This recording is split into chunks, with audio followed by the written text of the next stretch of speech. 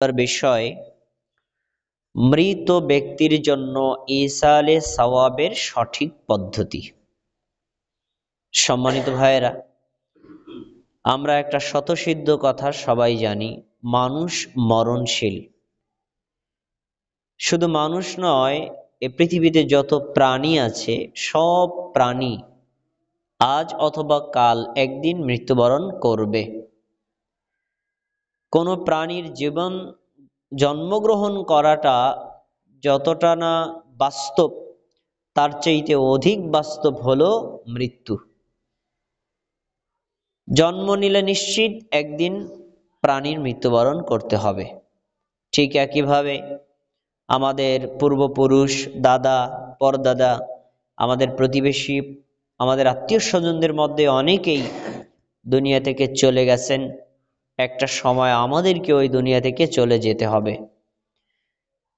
তো মানুষ মৃত্যুবরণ করলে পরিবারের লোকেরা, আত্মীয় স্বজনগণ, ওয়ারিশগণ বিভিন্ন দুঃখ পেয়ে থাকেন, কষ্ট পেয়ে থাকেন, ব্যথিত হয়ে থাকেন এবং তাদের প্রতি দুর্বল হয়ে থাকেন। সেই সময় ইসলামের কিছু বিশেষ নির্দেশনা আছে।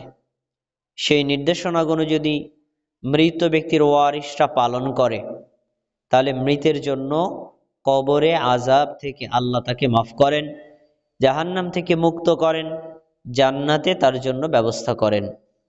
আর এমন কিছু কাজ আছে যেই কাজগুলো করার কারণে মৃত ব্যক্তির কবরের আযাব ক্ষমা তো হয় না, বরং কবরের আযাবকে আরো বৃদ্ধি করা হয়।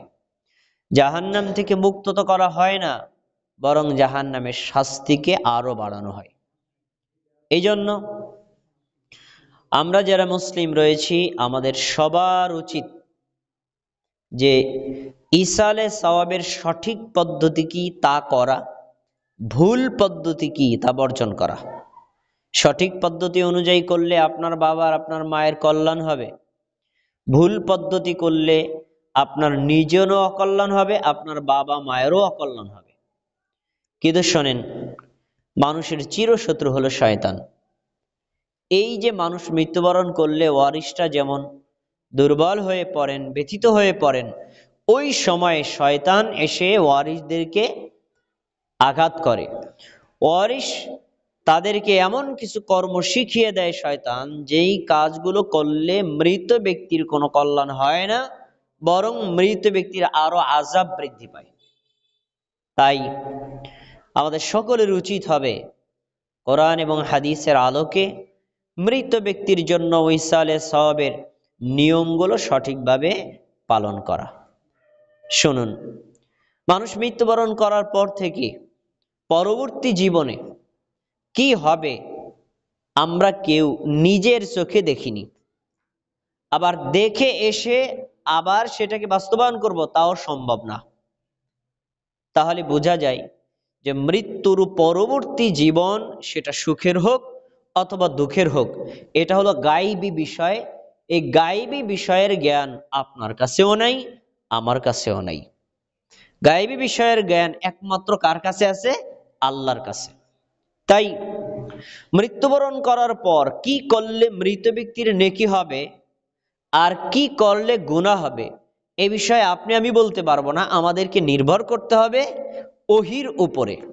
ওহী হলো আল্লাহর বাণী, আর ওহী হলো কোরআন, ওহী হলো হাদিস। তাই কোরআন এবং হাদিসে যা করতে বলা হয়েছে আমরা তাই করব। কোরআন এবং হাদিসে যা করতে বলা হয়নি তা থেকে বর্জন করব, তা থেকে বিরত থাকব। তবেই আমাদের মৃত ব্যক্তির কল্যাণ হবে। আজকের এই খুতবাটা ধারাবাহিকভাবে আপনাদের কাছে বলতে হবে, কারণ বিশ্লেষণ আকারে প্রত্যেকটা কথা সুন্দরভাবে না বুঝিয়ে বললে আপনারা স্মরণ রাখতে পারবেন না।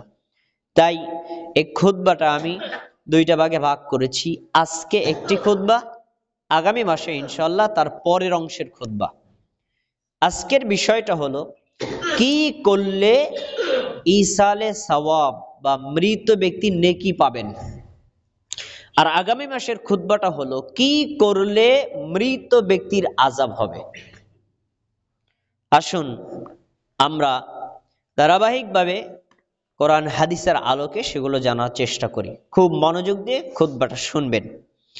1 নম্বর, মৃত ব্যক্তি মৃত্যুবরণ করার পর উনি জীবিত থাকতে যদি কারো থেকে কোনো ঋণ নিয়ে থাকেন, টাকা কর্জ নিয়েছিলেন, টাকা ধার নিয়েছিলেন, বা অন্য কোনো জিনিসে ধার নিয়েছিলেন, ওইটা ফেরত দেওয়ার সুযোগ পান নাই, তিনি মারা গেছেন। এমন ঋণগ্রস্ত অবস্থায় আমরা অনেকে আমাদের আত্মীয় স্বজন মারা যায় না? যায় তো। তাহলে ওই ঋণটা আদায় করে দেওয়া ওয়ারিশদের দায়িত্ব।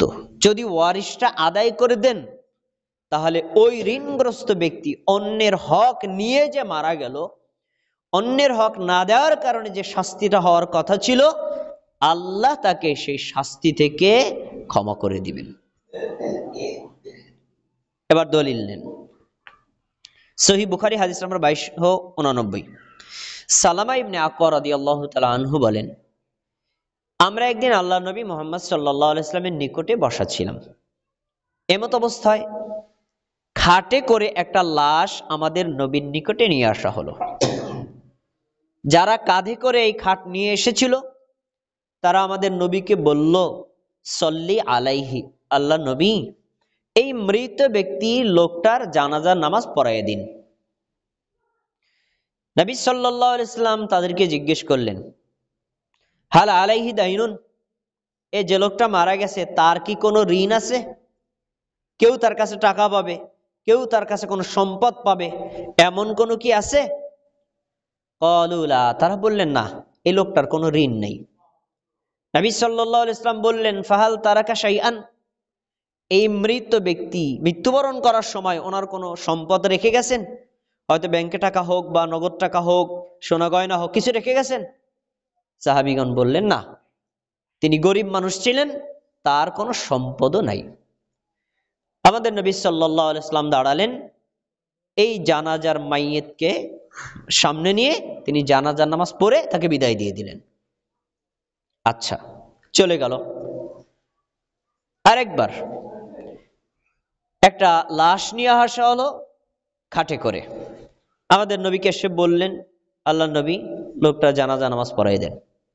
নবী সাল্লাল্লাহু আলাইহি ওয়াসাল্লাম তাকে জিজ্ঞেস করলেন তাদেরকে, এই শোনো, এই লোকটার কি কোনো ঋণ আছে? সাহাবীগণ বললেন, আল্লাহ রাসূল তার ঋণ আছে। নবী সাল্লাল্লাহু আলাইহি ওয়াসাল্লাম বললেন, উনি কি এমন কোনো সম্পদ রেখে গেছেন যে ওই সম্পদ দিয়ে ওনার ঋণটা আদায় করা যাবে? সাহাবীগণ বললেন, হ্যাঁ আছে, 3 দিনার, 3টা স্বর্ণমুদ্রা রেখে গেছে। তখন ভাবলেন, ঠিক আছে, তাহলে ওই স্বর্ণমুদ্রা দিয়ে ওনার ঋণ পরিশোধ করা যাবে। নবী সাল্লাল্লাহু আলাইহি ওয়াসাল্লাম তার জানাজা সালাত আদায় করে দিলেন। তারপরে লোকটাকে দাফন করা হলো। আরেকবার খাটে করে আরেকটা লাশ নিয়ে আসা হলো। আমাদের নবীকে বললেন, আল্লাহ নবী আপনি জানাজার নামাজ পড়াই দেন। নবী সাল্লাল্লাহু আলাইহি সাল্লাম জিজ্ঞেস করলেন, এই শোনো, ওনার কি কোনো ঋণ আছে? সাহাবীগণ বললেন, হ্যাঁ ঋণ আছে। এবার প্রশ্ন করলেন, ফাহাল তারাকা শাইআন, ওই লোকটা কি কিছু রেখে গেছে? এই ঋণগুলো পরিশোধ করব যা দিয়ে, তা কি কিছু রেখে গেছে? সাহাবীগণ বললেন, লা, না, ওনার ঋণ পরিশোধ করার মতো কোনো সম্পদ উনি রেখে যান নাই। আমার চাচারা, আমার দাদারা একটু মনোযোগ দিয়ে শোনেন, খুব গুরুত্বপূর্ণ কথা। এবার আমাদের নবীর মন্তব্য শোনেন, সাল্লু আলা সাহিবিকুম, তোমরা তোমাদের ভাইয়ের জানাজার নামাজ পড়ো, আমি পড়বো না, আমি রওনা দিলাম। হাদিসটা এখানে শেষ। আমরা এখান থেকে কি শিক্ষা পাই? রাসূলুল্লাহ সাল্লাল্লাহু আলাইহি সাল্লাম লাশকে সামনে রেখে আমাদের দেশের মতো সিরিয়াল আকারে দীর্ঘক্ষণ ওয়াজ নসিহত করতেন না। তিনি ওয়াজ করতেন একটা বাক্য দিয়ে, আর এই ওয়াজটা ছিল অ্যাকশনমূলক। তার কোনো ঋণ আছে? আছে। ঋণ পরিশোধ করার সম্পদ আছে? নাই। তাহলে আমি চলে গেলাম। অ্যাকশন। ঋণ আছে, ঋণ তুমি করে গেলা, ঋণ পরিশোধ করার মতো সম্পদ রেখে গেল না, এটার দায়িত্ব আমি নিতে রাজি না, আল্লাহ এটাকে ক্ষমা করবেন না, আমি এই জানাজাই পড়াবো না। কি বুঝলেন? অন্যের হক ভয়ঙ্কর একটি পাপ। ওই ব্যক্তি যদি ক্ষমা না করেন, ওই ব্যক্তির কাছে যদি তার হক পৌঁছে না দেওয়া হয়, তাহলে কিন্তু আপনি কবরের আযাব থেকে মুক্তি পাবেন না। এখন এখান থেকে শিক্ষাটা হলো, যখনই রাসূল সাল্লাল্লাহু আলাইহি ওয়াসাল্লাম বললেন যে এই জানাজার নামাজ আমি পড়াবো না, তার মানে কি কথা বোঝায় লোকটা মুসলমান না? মুসলমান। কিন্তু কেন? রাসূলুল্লাহ সাল্লাল্লাহু আলাইহি ওয়াসাল্লাম উপস্থিত সাহাবীদেরকে শিক্ষা দিলেন যে ঋণ নিয়ে মারা যাওয়া কত বড় ভয়ঙ্কর পাপ, আমি এই লোকটার জানাজা পড়াবো না, যাতে কিয়ামত পর্যন্ত আগত আমার প্রত্যেকটা উম্মত সাবধান থাকতে পারে যে ঋণগ্রস্ত হয়ে মৃত্যুবরণ যেন আমি না করি, ঋণ থেকে বেঁচে থাকার চেষ্টা করবে। আচ্ছা, এখন এই লোকটার জন্য জানাজান আমাদের নবী না পড়ায়, তাহলে কি তার জন্য সৌভাগ্যের না দুর্ভাগ্যের? বলেন দেখু, কষ্টকর বিষয় না? তখন একজন সাহাবী বললেন, ক্বালা আবু কতাদাতা সাল্লি আলাইহি ইয়া রাসূলুল্লাহ ওয়া আলাইহা ওয়া আলাইয়া দাইনুহু। আল্লাহর নবী, আপনি লোকটার জানাজা নামাজ পড়াই দেন, ওনার যে ঋণ আছে এই ঋণগুলো পরিশোধের দায়িত্ব আমি আবু কতাদা নিয়ে নিলাম। সুবহানাল্লাহ। ফাসাল্লা আলাইহি, এরপরে আমাদের নবী ওই লোকটার জানাজা নামাজ পড়ালেন। তাহলে কি বোঝা গেল? যে মৃত ব্যক্তির নিকটে ইসালে সওয়াবের একটা শ্রেষ্ঠ মাধ্যম হলো, মৃত ব্যক্তিকে কবরের আযাব থেকে বাঁচানোর জন্য শ্রেষ্ঠ মাধ্যম হলো তার ঋণটাকে পরিশোধ করে দেওয়া। কিন্তু বড় দুঃখের বিষয়, আমাদের সমাজে অনেক মানুষ আছেন ঋণ করতে এত বেশি পছন্দ করেন, ঋণ নিয়ে যে রাত্রে কি আরামে ঘুমান, অন্যের ঋণ তারা পরিশোধ করেন না। এমন লোক আছে না নাই? আপনি আমার থেকে 1000 টাকা ধার নিলেন, ইমাম সাহেব আমার 1000 টাকা দরকার, আমি 1000 টাকা দিলাম, কবে দিবেন? আগামী শুক্রবারে ইনশাআল্লাহ। তা আগামী শুক্রবার তো হলো, তারপরে যখন টাকা আর আমাকে দেয় নাই, এবার আমার ডান দিকে দেখলে উনি বাম দিকে যায়, যদি জানে আমি এখানে আছি, সে আমার সাথে দেখাই করে না, ফোন দিলে ফোন রিসিভই করে না, তার বাড়িতে গেলেও বিরক্ত হয়, এমন কি ঋণের টাকা আবার আনতে গিয়ে ঝগড়াও লাগে। এরকম রেকর্ড সমাজে আছে না নাই? একটা কথা বলে রাখি, আমাদের সমাজে সুদ চালু হওয়ার একটা কারণ হলো যে ঋণ যারা গ্রহণ করে টাইম মতো ঋণ পরিশোধ করে না, এজন্য কেউ টাকা ঋণ দিতে চায় না, সুদ তাহলে দেয়। আপনি বিপদগ্রস্ত হয়েছেন, আমার থেকে টাকা নিলেন, দিলাম, আপনি টাইম মতো ফেরত দিলে আবার আপনাকে দিতে মনে চাইবে, কিন্তু যখন আপনি টাকা দিবেন না তখন কিন্তু আমি আর ঋণ দিব না, পরে আপনার তো টাকা দরকারই, ঠিক আছে এবার তোমার সুদ দে, মানে এবার দেয়। তাহলে সমাজে সুদ চালু হওয়ার একটা বড় কারণ হলো ঋণ টাইম মতো ফেরত না দেওয়া। শোনেন, কারো থেকে যদি টাকা ঋণ নেন, ওই ব্যক্তি যেন আপনার বাড়িতে না আসে, যদি আপনি যেদিন তারিখ করেছেন সেদিন টাকা দিতে না পারেন, তার বাড়িতে গিয়ে তার সাথে দেখা করে বলবেন যে ভাই আজকে টাকা দেওয়ার কথা ছিল, দুঃখিত টাকাটা ম্যানেজ করতে পারি নাই, আমি আপনাকে 1 সপ্তাহ পরে দিব। লোকটা কি আপনার এই ঘরের মধ্যে বাইন্দা রাখবে? হ্যাঁ? তাহলে দেখাই যে করেন না, এটা কেমন? এবার আরেকটু বাস্তবতার কথা বলি, আমাদের সমাজে মানুষ মারা গেলে ইমাম সাহেব বয়ান করেন, বয়ানের শেষে ওয়ারিশের মধ্য থেকে একজন লোক কথা বলেন, ভাই আমার মা মারা গেছে, আমার মার কাছে কেউ যদি দানা পাওনা পেয়ে থাকেন আমাকে জানাবেন, আমি দিয়ে দিব, আর আমার মা যদি আপনার কাছে পায় তাহলে আপনারা দিয়ে দিবেন। এমনটি বলে না কি বলে না? বলে না? আপনারা কি জানেন এটা একটা ফ্যাশন? এই কথাটা বললে আপনি আমার উপর রাগ করবেন, কি বললেন এটা ফ্যাশন? শতভাগ ফ্যাশন। অগণিত অসংখ্য পিতামাতা মারা গেছেন, তাদের ঋণ রেখে গেছেন, পরে যখন ঋণের অঙ্ক বড় হয়ে গেছে তখন ওই ওয়ারিশটা আর দিতে রাজি হয় নাই, এটা ওই যে মরছে হেরতন নেও, অথচ জানাজার সামনে পড়ে গেছিল, তার কাছে কোনো ঋণ থাকলে বলেন আমি দিয়ে দিব। তাহলে এই জন্য বলছি, আজকে আমার বাবা মারা গেলে যে আমি পরিশোধ করব তার কোনো ওয়ারেন্টি গ্যারেন্টি নাই, এজন্য ঋণ থেকে প্রত্যেককে সাবধান থাকতে হবে। আর ঋণ যদি হয়েই যায়, আপনার বাবা যদি মারাই যায়, তাহলে আপনি যদি সুপুত্র হয়ে থাকেন, সুসন্তান হয়ে থাকেন, বাবার পক্ষ থেকে ঋণটা পরিশোধ করে দিবেন। যদি পরিশোধ করে না দেন, তাহলে ওই 1,00,000 টাকা যার থেকে নিয়েছিল, 1,00,000 টাকার বিনিময়ে শাস্তি কবরে হবে, জাহান্নামে হবে।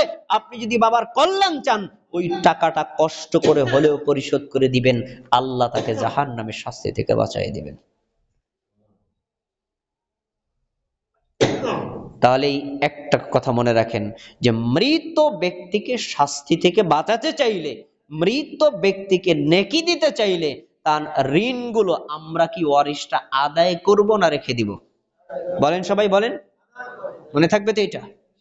আচ্ছা, এবার একটা কথা শুনে রাখেন, ঋণ কতটা ভয়ঙ্কর পাপ, অন্যের হক কতটা ভয়ঙ্কর। উদাহরণস্বরূপ ধরেন আপনি এক ওয়াক্ত নামাজ পড়েন নাই, নামাজটা আল্লাহর হক।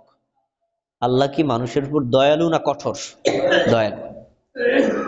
এক ওয়াক্ত পড়েন নাই, আল্লাহ বন্ধা মাফ করে দিলাম, মাফ করে দিতে পারে না? পারে।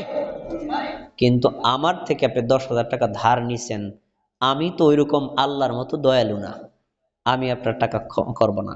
যদি ক্ষমা না করি তাহলে এজন্য আপনাকে শাস্তি ভোগ করতে হবে। এই জন্য আল্লাহর হক থেকে ক্ষমা পাওয়া সহজ, বান্দার হক থেকে ক্ষমা পাওয়া কঠিন। কোনোভাবেই বান্দার হক নিয়ে মৃত্যুবরণ করা যাবে না। আমরা জানি কেউ যদি আল্লাহর রাস্তায় জিহাদ করতে যায়, আল্লাহর দ্বীন কায়েমের জন্য, আল্লাহর কালেমা প্রতিষ্ঠার জন্য, সে যদি ওই ইহুদি খ্রিস্টান বৌদ্ধ হিন্দু অমুসলিমদের সাথে যুদ্ধ করতে করতে জিহাদের ময়দানে মৃত্যুবরণ করে, এই লোকটাকে বলা হয় শহীদ। রাসূলুল্লাহ সাল্লাল্লাহু আলাইহি ওয়াসাল্লামের একটা হাদিস একটু শোনেন তো, খুব গুরুত্বপূর্ণ হাদিস। তিনি বলছেন, সহিহ মুসলিমের হাদিস, ইউগফারু লিশ-শাহীদি কুল্লু যামবিন ইল্লা দাইন। কোন মানুষ যদি শাহাদাত বরণ করে তার সব পাপ ক্ষমা হয়ে যায়, তবে ঋণটা ক্ষমা হয় না।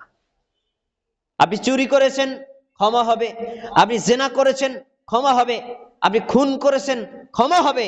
কিন্তু অন্যের টাকা নিয়েছেন, টাকা দিচ্ছেন না, এই ঋণ শহীদ ব্যক্তিরও ক্ষমা হয় না। তাহলে ঋণটা কত বড় কঠিন। তাই আমরা কখনো অন্যের হক রাখবো না, অন্যের হক আদায় করে দেওয়ার চেষ্টা করব। আপনার আমার গ্যারান্টি নেই, আমি বাড়িতে যাওয়ার সময় তো মারা যেতে পারি না। এই জন্য ঋণ থেকে বেঁচে থাকার চেষ্টা করতে হবে। কিন্তু আমাদের সমাজের কিছু মানুষ আছে, পরকালকে ভয় করে না, কবরকে ভয় করে না, জাহান্নামকে ভয় করে না। তারা মানুষের ঋণ রাখতে কতটা পছন্দ করে, আপনারা সমাজে যারা ব্যবসা বাণিজ্যের সাথে জড়িত তারা জানেন। এমন মানুষ অগণিত আছে। তাই আমরা সব সময় এই ঋণ থেকে বেঁচে থাকার চেষ্টা করব, এবং আমাদের ওয়ারিশরা যদি কেউ আমাদের আত্মীয় স্বজন মারা যায়, ঋণটা পরিশোধ করে